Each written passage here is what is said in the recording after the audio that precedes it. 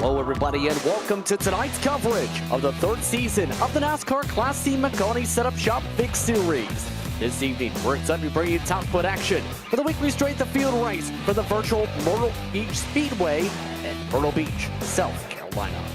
Maconi Entertainment is here to bring you action from all types of racing, including the weekly Fast Friday series. No matter what you're racing, we can bring the action to life.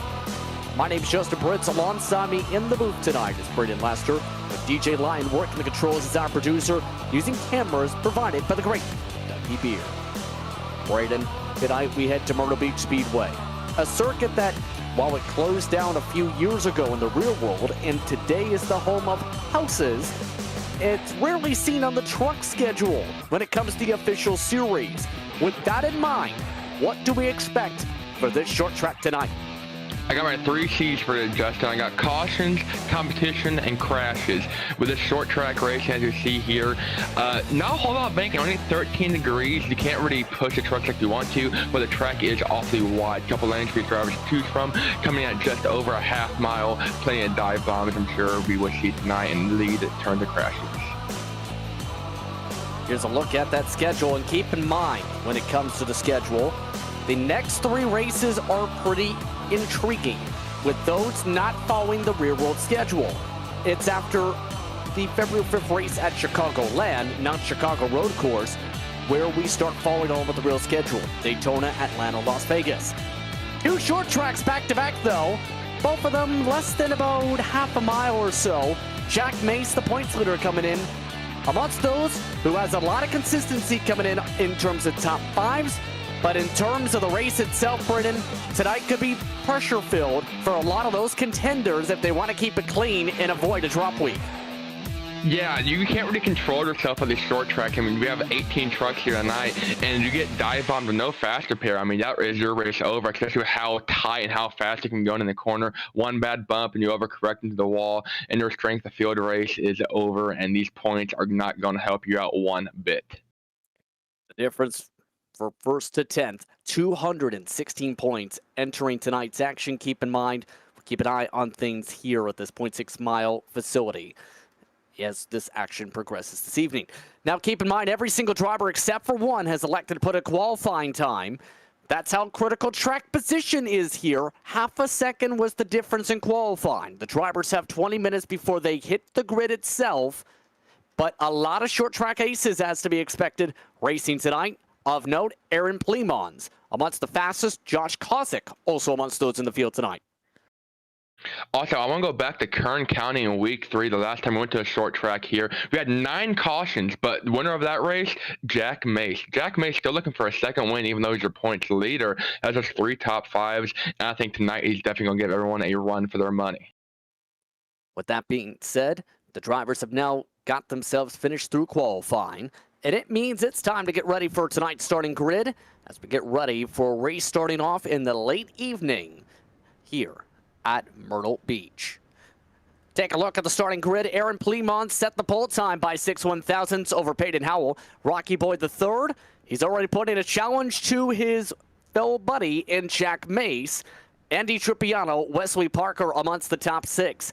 Hayden Swank, Thomas Horvath amongst the top 8 tonight, with Joseph Braun in 9th, and Josh Kozik rounds out your top 10 this evening.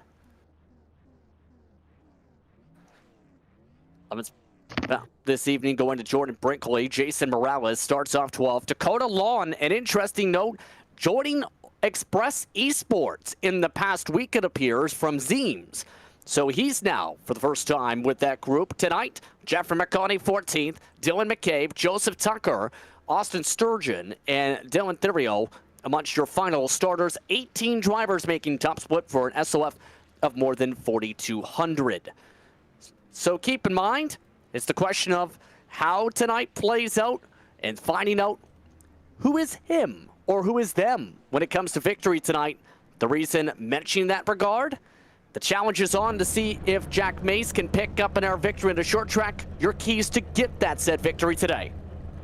I think survival is going to be the biggest name in the game. I mean, you can't really, I brought up a minute ago, you can't really control what the other tracks do around you. or I'm sorry, what other drivers do around you while on track. I mean, just like super speedway racing, most of your destiny is out of their control. Obviously, you can play it safe and run in the back. I think that's what Dylan Farrow did by not qualifying. But I think if you want a good points battle or a good points run, not qualifying wasn't the move. You kind of have to gamble a little bit.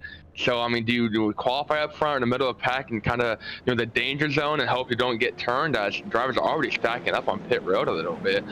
So, I mean, I think we're going to see a ton of action tonight, and maybe one bad dive bomb gone wrong, we can see the whole field almost taken out. There's a look at your race analysis. Keep in mind, that's the official series for C Open's distance. It's half that at 55 laps tonight, but it's still a fixed racing setup here tonight. Faster pairs not available as to be expected. One green-white checkered for C fixed this evening. So we mentioned the expectations coming in for Mace. We have a fairly cool racetrack, 82 degrees Fahrenheit. You already have Rocky Boy III already saying he is him. As we mentioned the last time we've seen Rocky Boy III in a big race where he caught a shot. Whose shot are you calling to go to victory lane tonight in the front stretch? I think Jack Mace is my guy. Jack Mace is him. I think he's going to get his second win of the year and extend that points lead as no one else in the top 3 points, Ryan Zima or S. Colin Keister, are in this field tonight. Glad to have you with us for tonight's coverage of the Maconi Setup Shop C-Fix Series, the S.O.F race from Myrtle Beach. In control, it's Plymont. A very early launch. We're underway for Myrtle Beach.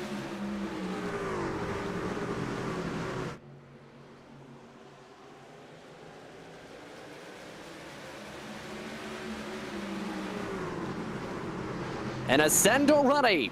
Plummins with the squeeze. As the Van Howell holds him off to start off the race. Already the pressure's on for the point. Side by side, battle for 4. You gotta watch those bumps too in the bottom of 1 and 2. Those will hurt your car. The truck's in the new damage model. Hit your oil pan before you have a blown truck by just barely hitting those turtles there on the bottom of 1 and 2. Something we gotta watch out for. You wanna run that bomb, stick your nose as we see this battle for 4th. That's Jack Mace on the top, and that's Andy Tripiano on the bottom. So we have a caution already. And not a surprise to see it already. It's, however, in the back. Dakota Lawn running 14th. Spins it around. And we're under yellow for the first time already. Now, keep in mind, mention the new team affiliation. That didn't carry over for the paint scheme yet for the broadcast side this evening. But you see the partnership with Cody Porter. He is one of the team organizers at XPE. And already, lawn, significant damage. We'll have to likely get some repairs pretty soon. And Jack Mace. And believe this all the way from the start. Spin coming at the start of lap 3 or 4.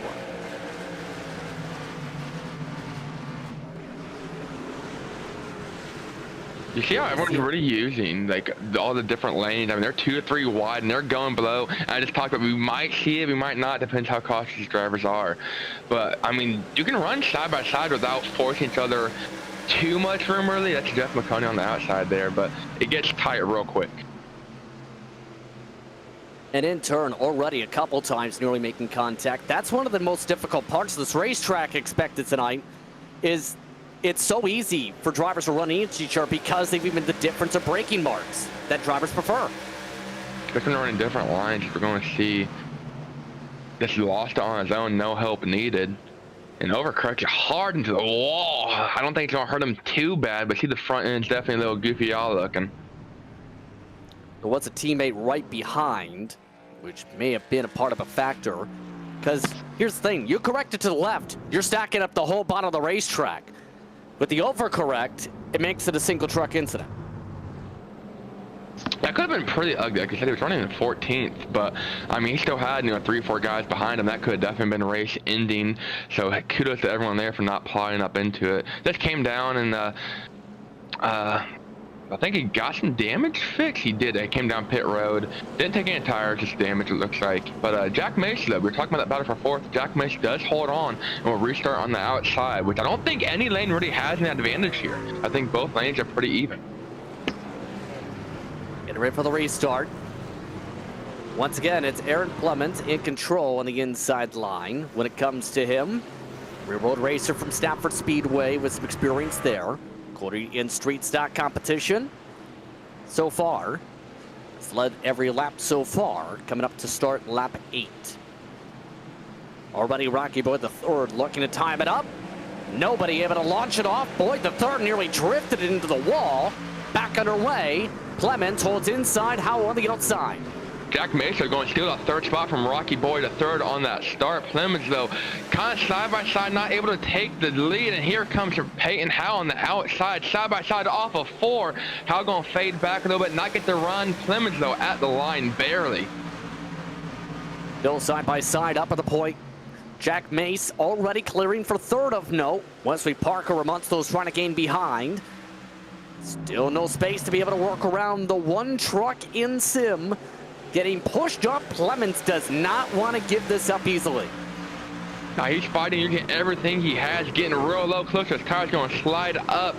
Almost had himself clear over Peyton Howell. Doesn't quite get the position off of 2. Going into 3, Howell really working the outside, getting a run off the corner, now going to slide in and try to do a slingshot move under him. I don't think he's going to make it work, but Clemens a little loosey-goosey there. Now Howell on the bottom trying to take the spot. Nearly turned him, in fact, with the crossover attempt. Back to the inside. And a big send. Big space given by Clemens. And it looks like he allows Howell at least to get the edge for a split second. Still no lap led per se, but the opportunity is absolutely there.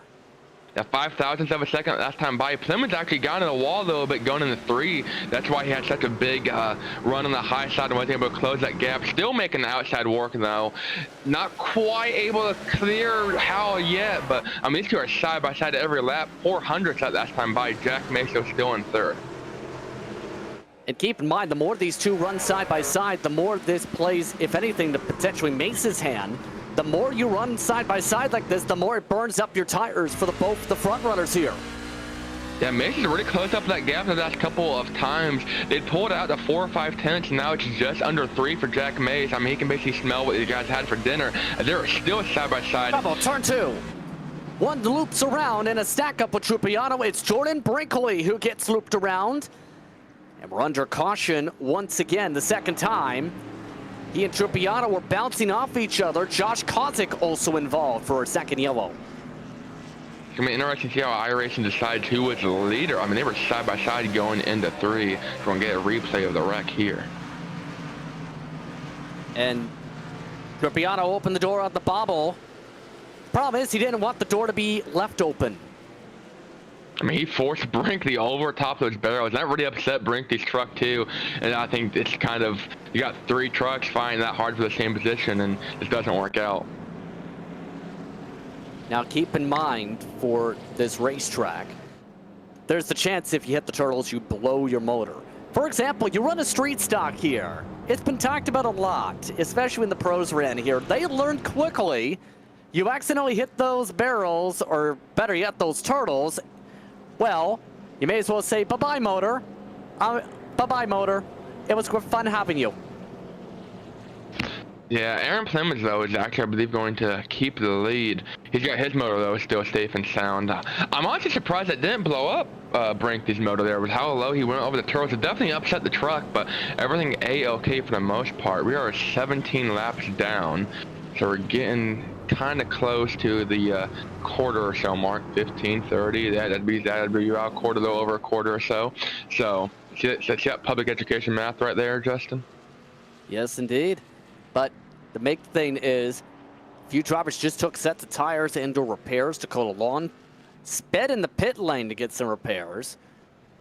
Biro, Brinkley, Sturgeon also came down. Of note, Sturgeon only a 34-second stop.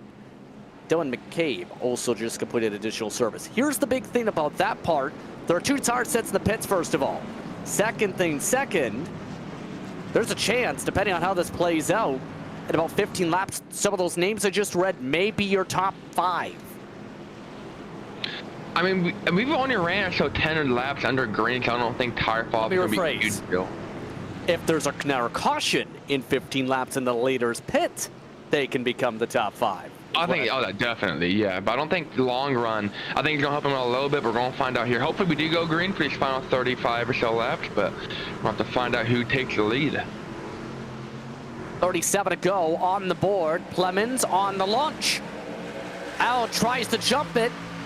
Back underway. And already some chatter on the radio over the start. Clemens not happy he couldn't clear. Still side by side, they're going in the three. Plymouth's not using that bomb. A little bit of contact between two. They're banging doors, and that's really going to hurt their speed. That's now Wesley Parker making a move on third. To see it in the back there, that's the 22 on screen. 4 and Sim getting loose, actually having to way overcorrect. That's going to allow Jack Mace now almost right side in that third spot. Almost collecting Joseph Braun. And that 12 truck behind them in fifth, as the leaders are still side by side. The battles are heating up everywhere. Really slidey and really slippy up front. Howell for the first time gets a lead lap. Kozik slides up now in the backdrop. Rocky Boy the third had the Kozik's truck lean on the door. So a lot of the drivers started to lose gripping quickly, especially on the bottom. Clemens though still trying to fight on the inside, doesn't quite make it work. Peyton Howe to the lead, and for the first time in about 10 laps actually clears himself over Clemens. So Peyton Howe to the point for the first time tonight, but not without bumper love. Yeah, I expect this to be physical if that 5 does get back there based on some of the temper showcased here already. Side by side for third once again. You know who's up to the battle for third on the outside? Yes, it's the Corgi truck yet again. Wesley Parker showing that Corgis can drive. Do you think the Corgi's actually behind the wheel though? I think Wesley Parker will say yes. I think in reality, no. I think in terms of the paint scheme, the energy from the Corgi fuels the speed. I think that's what it is, honestly. Actually, now he's really sliding and stealing that way into third over Jack Mace. Has himself clear. Running the high side, one of the few guys in single car lane running the high side. As a lot of guys are starting to get loose up there.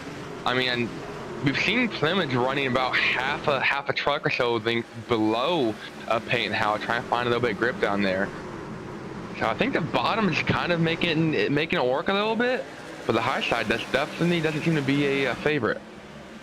You know who's up to 7th though? Remember Jordan Brinkley got spun around for the last caution? He's just joined the fight, and he was amongst those, as we talked about, who took tires. Here's the thing, that's a 2 to 3 tenths of a second quicker race truck in that 9. I think tires definitely coming into a factor here. I didn't think they would. And if this goes green, we have a little under 30 laps to go. I think that might have been the winning move. It's got to be able to keep the momentum as we got a nice aerial shot here. To see the field still super tied up. About 4 seconds separate first through 17th, and Austin Sturgeon with some trouble running 18th about 5 seconds back. But this field, I mean, talked about not really being able to control their own destiny. I think you just talked about Jordan Brinkley now in the 6th. Jack gets past Jack Mace. Yeah, it wasn't the destiny he wrote, but sometimes destiny finds you. Joseph Braun, by the way, getting pushed behind Wesley Parker in the battle for third, and here comes Brinkley for fourth. Oh, that's tight. He never got pushed down to the turtles again, Brinkley did. Tight as we're coming up to halfway here. Jordan Brinkley making that bottom work. I mean, a little bit loose on the bottom too, but as we got caution. Trouble in the back of the field, and this time it's for 14th. Dylan Thirill getting a love tap from Dakota Lawn. Puts out the third caution flag, and now this is where strategy very likely diverges. So that didn't really help Dylan Farrell because he was one of the drivers that actually, or Dakota Long, because those were two of the drivers that pitted during that last caution on lap 14. Pit stops underway, already past halfway. Likely the one set used out of the 2 for most of the field. Only 2 not electing to come down. Our teammates will touch on a second. I think Hayden Swank missed his pit stall. Swank has to come down, maybe again.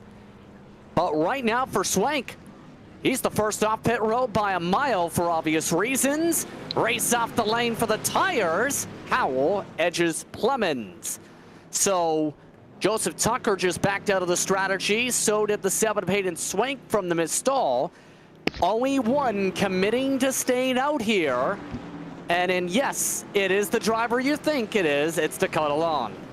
who brought it out that caution. Also brought the lap 3 caution from that self-spin. Has a little bit of front end damage. I don't think it's going to hurt him too bad here, but definitely going to be a factor. He pitted about 15, 16 laps ago, and you saw the difference over the course of about 10 or so laps. Got a lap 14 caution. Brinkley was basically last and was inside the top 5 and actually making a move for 4th. You know, it's an interesting point. 3 of the drivers at the back of the field, Braden. This is something that can happen at short tracks. Did not come down, or rather did come down to the pit lane during the first caution, or rather during first pace lap is the thing I'm trying to mention. A couple drivers just lost the lead lap because of it. Jeffrey Maconi and Austin Sturgeon both did not get in front of the pace car on the pit exit. They've also just delayed the caution because there were trucks stopped on the racetrack trying to sort themselves out because they have to start at the back of the field now, a lap down from that. And now Dakota Long is stopped. I think Dakota Long passed the pace car, and the field is about to realize he's the leader. It's going to be interesting. That Maconi, Sturgeon, and Thero didn't really have a long pit stop. I mean, 14 seconds. So that was just kind of a factor of a part of this iRacing and the short track racing. Oh, contact! Oh, my. Wow, Dakota Long just hit the back of the 10. Kozik, I think, didn't realize that Dakota Long needed to go back to the front. That might affect. I don't think it's going to be that bad. The pace car pulls in, but some right front damage to Dakota Long. Apparently, the contact, according to Kozik and Sim, was a 0 incident point penalty. Long, a poor launch. Hayden Howell beats him to the stripe, retakes the lead. No black flag, and Dakota Long's now being swarmed. Fading fast all the way back into 3rd and about to lose 4th. That's Wesley Parker. As they're going to go 3 wide, Wesley Parker, 4 in Sim, 22 on screen in that purple truck, and he's got Jack Mason on his inside. Not really letting Dakota Long breathe at all. Here comes a bunch of hungry hippos. That's Tripiano too, trying to steal that spot. And obviously, old tires not working the way it could have possibly went for some. Tripiano amongst those shuffling to the bottom in terms of that choo-choo train now. And taking 3 wide, elects to back out. Brinkley near contact with Joseph Braun. Braun spins it out for the caution again. Everyone's going to avoid him for the most part. That could have been real ugly. That was inside the 8th and 9th spot there, just barely inside the top 10, but a bunch of hungry hippos fighting for whatever little bit of real estate you can get. This track is really starting to evolve. I feel like this new track, the new track mechanics coming in. So I feel like drivers are starting to pick and choose lane and trying to either get up there or stay down there. And that's the product of short track racing. That quick break, under 20 laps to go. You're watching Maconi Entertainment. When you want to be the best, you can't settle for the rest. For anything on iRacing, there's just one name you need, Maconi. With the launch of Maconi Entertainment and Maconi Competizone alongside Maconi Setup Shop, we now provide the best of the best in setups, paint schemes, coaching, broadcasting, and event organization. With cars across all 4 license classes, we have what you need to hit the track with confidence. Grab a subscription and save money while going fast at MaconiSetupShop.com/subscriptions. And remember, at Maconi Setup Shop, there are setups, but your victories.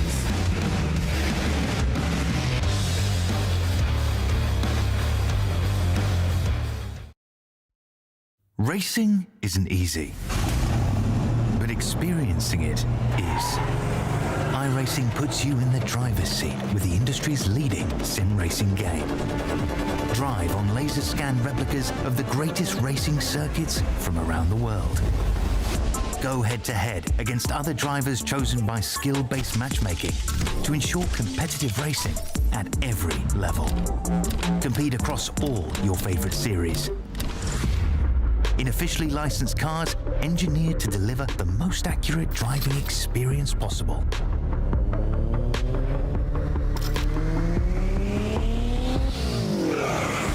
Join a race or host your own with players from across the globe. Race against the computer or in a league with friends. Feel the thrill behind the wheel. Visit iRacing.com.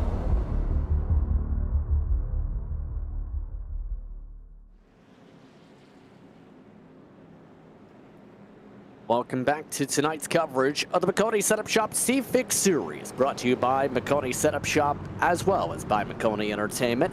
Maconi Setup Shop, the home for setups, paint schemes, coaching, broadcasting, event promotion, and more. The iRacing service, subscriptions available as low as $8 a month.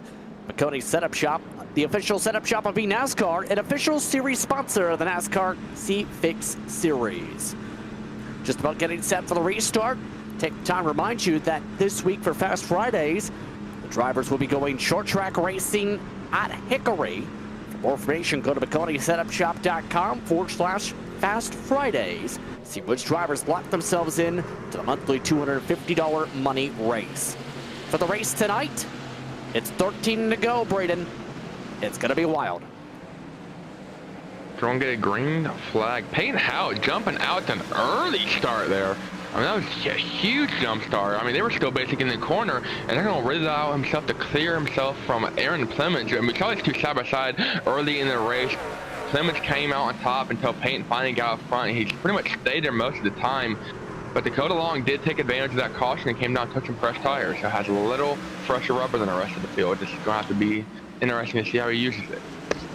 Keep in mind, though, those drivers 14th on back after the restart.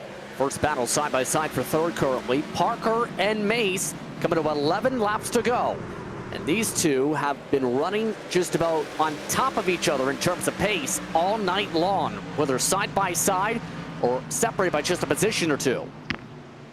Yeah, I mean, Wesley Parker started 6th and has been inside the top 5. Same with Jack May, started 4th and basically been in a podium spot most of his time. But look right behind him, we got Andy Trippiano, who was kind of involved in the lap 14 wreck. Brinkley went into him and spun himself out. And speaking of Jordan Brinkley, right behind Trippiano there, here comes Jordan Brinkley. Had been in a couple caution nights, that self-spin like I just talked about, but has moved himself back up kind of through pit strategy and just raw speed, now to the 6th position, trying to steal 5th. Trippiano with under 10 laps to go, looking to try and push. Trippiano, one time in eNASCAR's Ignite Series, also for several years was the top prospect for the Road to Pro ladder. Hasn't made it up the full ranks yet, but is still somebody that, if he wants to, can be potentially in that conversation in the next couple years. He still runs inside, looking for 4th. Parker losing ground. The bottom starting to come in here. Yeah, we talked about picking and choosing a lane and the track really evolving as this race went on. As we're inside 7-8 laps to go, Jack Mason, I'm sure, is loving this battle for 3rd. He doesn't quite have enough pace to catch up to Aaron Clemens for 2nd, but you know, he doesn't have to worry about holding off Trippiano or Wesley Parker, as those two are now side by side still. As they actually caught up with Jack Mason a little bit, right? To talk about him being comfortable, he's got a bunch of hungry hippos. Trippiano and Parker and Brinkley too are all within half a second or so right behind him. So look from Trippiano, trying to run inside. Still can't fully clear, just about does in fact, and does indeed fully clear. Wesley Parker moves back to 5th. Once again, looking for the top 5 is Brinkley as well. Coming up 5 laps to go this time by. Yeah, Josh Kozik too, also trying to steal this top 5 spot. Brinkley started at 11th and has really kind of slowly but not quietly moved his way inside the top 5. He was going for 4th, so before we had a caution. There's contact. Turn 4. Trippiano sends Mace around. Mace loops it in front of the pack. Caution flag is out. And Trippiano definitely sent it. The truck definitely didn't stick.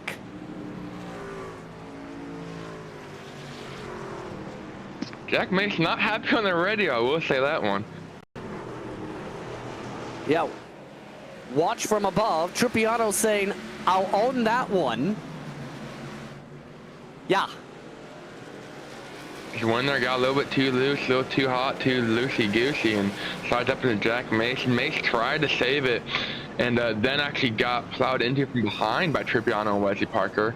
And then Mace up into the track, and to see the field there as they all came by, he did everything he could to narrowly avoid him.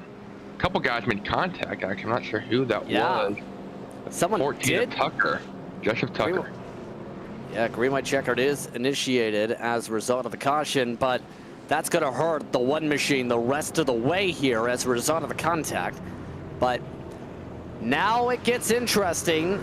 As to be expected, nobody up front coming down to pit. Even with the set available, it's only a 2-lap shootout. If there's a caution, the field freezes. If it's before the white flag, as simple as that. In our words, no one wanted to risk taking tires with there being a lot of risk in that regard. Yeah, that really hurt Jack Mace's run. We talked about him, kind of stay inside the top 5 most of the night. Came into this race looking for a 4th top 5 run. Kind of had a shot at a win. Would have needed some luck and some help, but still was going to be another solid points night. And now I'm sure this race is going on the points chopping block for him as he's actually coming down pit road. And currently scored 17 out of 18 trucks. So once That's again, how he came down pit road. So I don't know if he took tires or he got some damage. Or he did take tires. But being all the way back there 17th, I don't think it's going to help him out too much. yeah, gonna need a lot of craziness to happen here. Which still could be on the cards here, mind you. So we get ready for the restart. Again, take the time, just go receive the note to apologize about some of the paint scheme discrepancies you may see for tonight's action. It's currently due to a technical issue per our producing staff. Again, we apologize for the inconvenience this may cause some drivers or fans, or groups watching along with tonight's action. That being said, though, the restart itself. Howell's been looking strong. Lemons, he was amongst those who backed up those starts previously. A little bit more further up in terms of the push right now is time in the one truck in sim. What can you do if you're Plemons to take the win?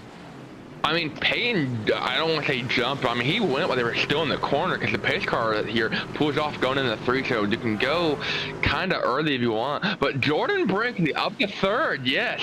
I cannot wait to see. We've seen what he has done to get inside the top 5, and I'm sure he's going to maybe give a little bit of bumper love as Payton Howell gets ready to go. Oh, wow, that is extremely early. Let's race it out of 3 and 4 full throttle, shall we? Single file for the top 2. Plemons thinks about the bumper, doesn't use it yet, but it's close. Yeah, we talked about him going early. He definitely went early that time by. Entire field made it through the corner. He sent it. To Plymouth, really side by side. We are white flag racing. Plemons wants one more shot. He drifted it through 3 and 4. Looks for the bump out of 2. Brinkley sets up at the popcorn seat. One more chance for the send. Plemons licks the stamp, sends it, pushes Howell up the track. Side by side, they crash for 4th. To the line, Plemons gets it over Howell. 8 thousandths of a second. Aaron Plemons steals that one. Little bumper love going into 3. I'm not gonna lie, I thought Jordan Brinkley was sitting there and put himself in a perfect position to steal that one. But I think that is one of the closest finishes we've had here in the Maconi Setup Shop C-Fix series, especially this season. And a crazy finish. Post-race results coming up. You're watching Maconi Entertainment. When you want to be the best, you can't settle for the rest. For anything on iRacing, there's just one name you need, Maconi. With the launch of Maconi Entertainment and Maconi Competizone alongside Maconi Setup Shop, we now provide the best of the best in setups, paint schemes, coaching, broadcasting, and event organization. With cars across all 4 license classes, we have what you need to hit the track with confidence. Grab a subscription and save money while going fast at MaconiSetupShop.com/subscriptions. And remember, at Maconi Setup Shop, there are setups, but your victories.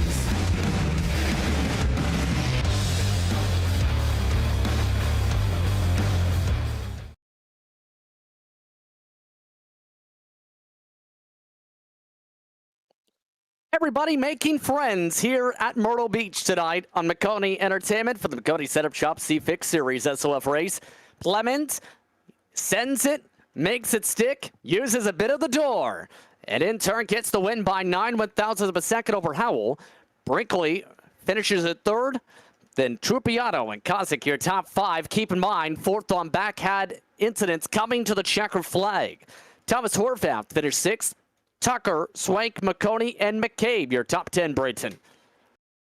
Dakota Long in the 11th. We talked about him, played some pit strategy throughout the middle of the race, brings it home in a not very quiet way. Jack Mace doesn't really recover all that well, but does take home a 12th place finish after getting spun late in this race.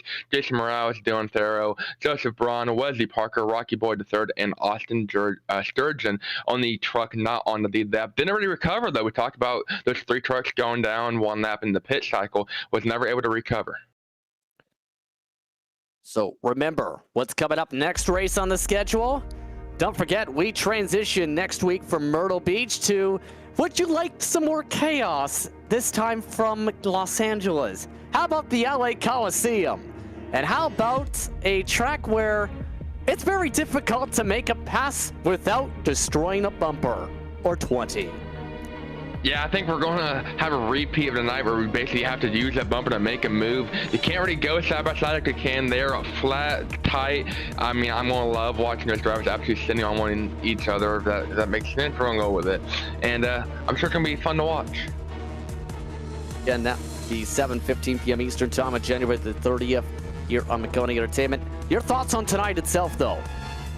I think that was a fantastic showing. I mean, we had battles from first to last. Honestly, I think Peyton Howe jumping that start at the end is what killed him, spun his tires, and allowed Aaron Clemens to make a last second late race charge, green-white checkered style. I didn't think we'd make it to the white flag, but Aaron Clemens definitely took advantage of it and made the most of it. So with that, we'd like to thank you for tuning in tonight, as well as our sponsor, Maconi Setup Shop, and our broadcast partner, Maconi Competition. Calling the action myself. With tonight was myself, alongside Braden Laster and the booth with DJ Line producing. Thanks to all our viewers watching tonight's racing action. We hope you stay tuned in all our social media pages for our next race. Thanks to the entire staff for the work in bringing this racing to you once more. Tonight has been a production of Maconi Entertainment. We'll see you next time.